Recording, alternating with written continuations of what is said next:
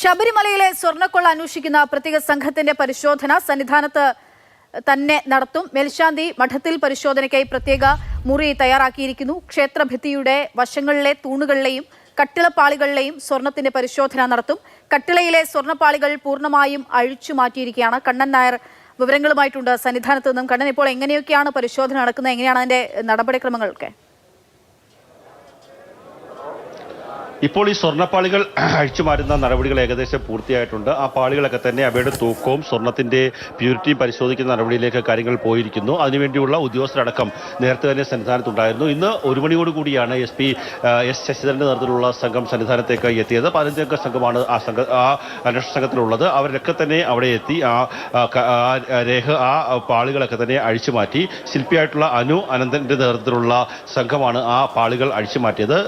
ശ്രീകോവിലിന്റെ ഇടത് ഭാഗത്തെ പിൻഭാഗത്തെ ആ ഭിത്തിയിൽ സ്ഥാപിച്ചിരുന്ന ആ പാളിയാണ് ആദ്യം അഴിച്ചുമാറ്റിയത്. അതിനുശേഷം മുൻഭാഗത്തെ പാളി അഴിച്ചുമാറ്റി. പിന്നീട് കട്ടിളപ്പാളി അടക്കമുള്ള കാര്യങ്ങൾ അഴിച്ചുമാറ്റി. അവയുടെയൊക്കെ തന്നെ ഭാരം കൃത്യമായി പരിശോധിക്കും. ഒപ്പം തന്നെ 98-ൽ വിജയമല്യ ഇവിടെ പൂശിയ സ്വർണത്തിന്റെ പാളികൾ ഇപ്പോഴുമുണ്ട്. അവയുടെയും അതുപോലെ തന്നെ ഇപ്പോഴത്തെ ഉള്ള പാളികളുടെയും തമ്മിലുള്ള വ്യത്യാസം പരിശോധിക്കും. 2019-ൽ ഉണ്ണികൃഷ്ണൻ പോറ്റി കൊണ്ടുപോയി പൂശിക്കൊണ്ടുവന്ന സ്വർണത്തിന്റെ പ്യൂരിറ്റി പരിശോധിക്കും. ആ ഒരു 24 ക്യാരറ്റ് സ്വർണം എന്നുള്ളതാണ് ഇപ്പോൾ അന്വേഷണ സംഘത്തിന് കിട്ടിയിട്ടുള്ള മൊഴി. അതിന്റെ അടിസ്ഥാനത്തിലുള്ള പരിശോധനകളാണ് പ്രധാനമായും നടത്തുന്നത്. അത്തരത്തിലുള്ള ഒരു 24 ക്യാരറ്റ് ഇല്ല എങ്കിൽ സ്വാഭാവികമായും ഉണ്ണികൃഷ്ണൻ പോറ്റി അതിൽ നിന്ന് സ്വർണം തട്ടിയെടുത്തിട്ടുണ്ട് എന്നുള്ള നിഗമനത്തിലേക്ക് അന്വേഷണ സംഘത്തിന് എത്താൻ സാധിക്കും. മാത്രമല്ല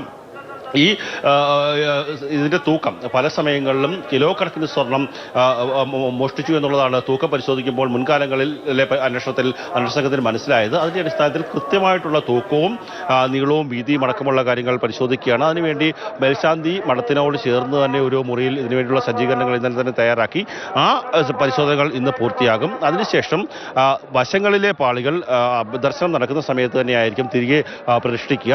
അതിനുശേഷം കട്ടിളപ്പാളി അടക്കമുള്ള കാര്യങ്ങൾ നട അടച്ച ശേഷമായിരിക്കും, അതായത് 11 മണിക്ക് ശേഷമായിരിക്കും കട്ടിളയിലെ സ്വർണ്ണപ്പാളികളൊക്കെ തന്നെ തിരിച്ച് വീണ്ടും പുനഃസ്ഥാപിക്കുക. അങ്ങനെയുള്ള നടപടിയിലേക്കാണ് കാര്യങ്ങൾ പോകുന്നത്. ഒരു കാരണവശാലും ഒരു കള്ളത്തരം കാണിച്ച ഒരാളെയും രക്ഷപ്പെടാൻ അനുവദിക്കില്ല എന്നുള്ളത് തന്നെയാണ് ഇപ്പോൾ അന്വേഷണ സംഘത്തിന്റെ തീരുമാനം. അതിന്റെ അടിസ്ഥാനത്തിലാണ് മുൻ Devaswom board president N Vasu അടക്കം മുൻ എക്സിക്യൂട്ടീവ് ഓഫീസർ മുരാരി ബാബു അടക്കം വിവിധ തരത്തിലുള്ള ഓഫീസർമാരടക്കമുള്ള ആൾക്കാരെ അറസ്റ്റ് ചെയ്തിട്ടുണ്ട്. അപ്പം തന്നെ ഉണ്ണികൃഷ്ണൻ പോറ്റി നേരത്തെ തന്നെ അറസ്റ്റാണ്. ഉണ്ണികൃഷ്ണൻ പോറ്റി ഇതിൻ്റെ ഒരു ഇടനിലക്കാരനാണ്. കൂടുതൽ ഇടനിലക്കാർ പലപ്പോഴും ശബരിമലയിൽ അവതാരങ്ങൾ ഉണ്ടാകാറുണ്ട്. ആ കൂടുതൽ അവതാരങ്ങൾ ഇതിന് സമാനമായ രീതിയിൽ ഈ തട്ടിപ്പിൽ പങ്കാളികളായിട്ടുണ്ടോ എന്നുള്ളതാണ് മറ്റൊരു പ്രധാനപ്പെട്ട കാര്യം. മുൻ ദേവസ്വം ബോർഡ് പ്രസിഡന്റ് കൂടിയായിട്ടുള്ള പത്മകുമാർ മുൻ MLA ആണ്, ആറന്മുളയിലെ MLA ആണ്. അദ്ദേഹത്തിന്റെ അറസ്റ്റിലേക്ക് കാര്യങ്ങൾ പോകും എന്നുള്ള കാര്യത്തിൽ യാതൊരു തർക്കവുമില്ല. 3ാമത്തെ തവണ അദ്ദേഹത്തെ നോട്ടീസ് നൽകി വിളിപ്പിക്കാനാണ് SITയുടെ തീരുമാനം. കഴിഞ്ഞ 2 തവണയും നോട്ടീസ് നൽകിയ സമയത്ത് അദ്ദേഹം വരാൻ തയ്യാറായില്ല. ആദ്യം നോട്ടീസിന് മറുപടി നൽകിയില്ല. രണ്ടാമത് മറുപടിയിൽ അദ്ദേഹത്തിന്റെ കുടുംബപരമായിട്ടുള്ള ഒരു പ്രശ്നമുണ്ട്. അതുകൊണ്ട് SIT ആവശ്യപ്പെട്ട സമയത്ത് അന്വേഷണത്തിന് വരാൻ സാധിക്കില്ല എന്നാണ് പറഞ്ഞത്.